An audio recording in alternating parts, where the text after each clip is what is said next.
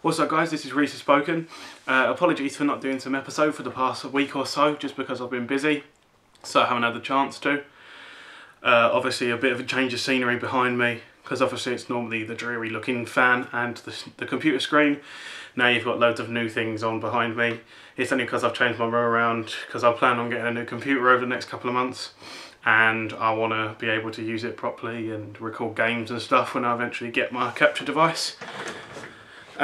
Today what I'm going to be doing is I'm going to be doing a phone review, but I haven't actually got the phone on me because I ain't rich and I don't need multiple phones. I'm going to be doing a phone review on the Samsung Galaxy S3. Obviously major differences from the S2 because they majorly wanted to upgrade it and make it better than anything, to be honest. Their main competitor is obviously the iPhone 4S, which I'm going to be comparing it to after when I read out all the stats. Obviously the Samsung Galaxy S has a couple of quite cool features. Going through the list of the features, one of them is called Smart Stay, which mainly what it is it's the actual phone has a front camera, and what it does is whenever you're, say, reading an ebook, reading emails, on the internet, watching a video, the front camera will actually adjust to the lighting around you and adjust the brightness of the screen. So obviously if you're in quite a dark room, it'll increase the brightness and vice versa depending on your lighting. Another thing as well that's quite cool that people might have seen in the advert is S-Beam, which is a system in which you touch two phones together which has S-Beam, and it's kind of like sending information back and forth. Obviously iPhone has something similar to that called Bump, but the thing that the Samsung has above it is that Bump can only send information on contact, and the S-Beam system can send over music, videos, text messages, games, everything like that. Another thing as well is pop-up play, which I think is actually quite a cool feature. I wish there was say a Cydia jailbreak or an actual application like it, where you can be, say, watching a film and you'll receive a text from a mate. On an iPhone you've got to cancel out, pause it, go to read a text message, go back into your film and carry on.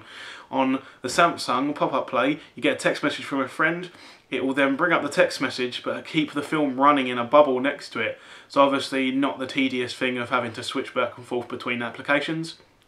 And another clever system to do with a bit of its hardware is Best Photo. Obviously, people have a thing where they'll take a photo and someone will blink, someone won't smile, or something just goes wrong and you just miss it. With the Samsung Best Photo setting, it takes a burst of 8 photos. So you press the button once, it takes a burst of 8, which I think is quite clever, because then obviously it will pick the best photo, or you can set it up to pick the best photo out of all of them, so that you've caught someone's smiles, everyone smiles, no one's blinked, no one's done any funny faces or they've sneezed. But obviously now what I'm going to do is I'm going to take it up against its major competitor, the iPhone. Obviously I'm not going to be biased in this, even though, to be honest, which I can't find it at the moment, I'm an iPhone user as well, to be honest, and I know where it is now, it's in my pocket. Yeah, I'm a major iPhone user, I love my iPhone. I bought an iPod and it just went on me, and I went, alright, my upgrade's coming up, I'm going to buy an iPhone. So, and I've got the 4S 16 gig, it is actually a really good phone, and I'm probably not going to be able to move off iPhone now unless something majorly hitting changes my mind, because I like Apple products. So what I'm going to do is, as I'm reading out the stats, they're going to come up next to me, and obviously you'll be able to compare them and we'll see a blatant winner at the end maybe. Right, let's go for the first thing that's going to come up is going to be screen. For the Samsung, we've got a 4.8 inch Super AMO LED screen, while the iPhone has a 3.5 inch Retina display. I've seen both displays working. To be honest, both are very similar, because even though they've got the different names of AMO LED and Retina display, I actually like the viewing experience on both of them, to be honest. I actually quite enjoy them. Obviously, if I go on viewing experience though, I'd probably want the screen from the Samsung, because obviously you get 4.8 inch screen, while the iPhone's got a 3.5 inch screen, so obviously the Samsung would win on viewing pleasure. Another thing that obviously people have got to do is if you like you're viewing your things on the go, you're going to need a big memory card, or you're going to need a big memory unit in your phone. Lucky enough, both phones follow the same memory units, 16 gig, 32 gig and 64 gig. So it is quite good that they're both following the same kind of memory systems. Obviously sometimes some people argue about it is the weight of them as well. Obviously you don't want a really good phone, a really big phone, but it to be clunky. So the weight of the Samsung is 133 grams, while the iPhone is 140 grams. So I don't actually, obviously I can't compare the weights in both hands because I haven't got both phones. But obviously the Samsung is lighter than the iPhone. Maybe that's probably because of the materials that's made with it. Obviously another thing that many people want to know as well is how long it's going to last. So the batteries on the Samsung, the standby battery is 830 hours with talk time on 3G at 11.6 hours. So obviously quite a good timings, while the iPhone has a standby time of 200 hours and a 3G talk time of 8.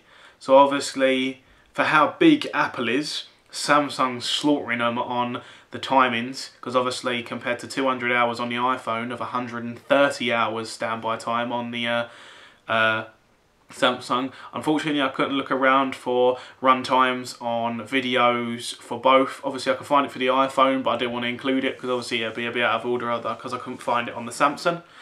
But obviously I'm assuming that there's going to be a major difference in times on running games and stuff. And the final thing that obviously everyone mainly looks out for, because everyone wants it, because obviously iPhones nowadays can do absolutely everything. It can text, it can email, it can, unfortunately it still can't make you a cup of tea, but I'm sure thinking Apple are probably thinking of something that will make it run a tea machine or a tea app or something, is camera. Lucky enough on both, they've both got 8 megapixels and they're really good cameras, good camera apps. Plain and simple. Obviously on the iPhone you've got pinch and kind of spread to zoom in and zoom out, and you've got tap to focus, which the Samsung also has as well, which I think is quite good. So all in all, quite good phones. Obviously on the stats, Samsung's got a bigger screen, Samsung weighs less, the battery's better, but obviously on the other two the memory and the cameras are the same. So obviously what I'm going to do is, obviously I can't take a judgment because I'm on iPhone, but obviously the stats next to me are saying that the Samsung's better. So what I want you guys to do is write in the comments what you think the better phone is, the Samsung or the iPhone. Are you a Samsung fanboy or are you an iPhone fanboy? And obviously I'll be able to choose from it underneath. Obviously I'll chuck in another bit of information today. A actual trailer. No one knows if it's real or not. Personally, I don't know, and I don't think it's real because all it looks like is an iPhone 4S advert. But someone's got a hold of an iPhone 5 advert, which will be linked in the description, which is pretty much of an iPhone 4S but see-through, so transparent, and it looks quite cool, quite clever little advert. I'm not going to give it all away, but it's got some cool little concept features because I'm assuming it's a concept advert, but it looks quite good, so obviously that's going to be in the description.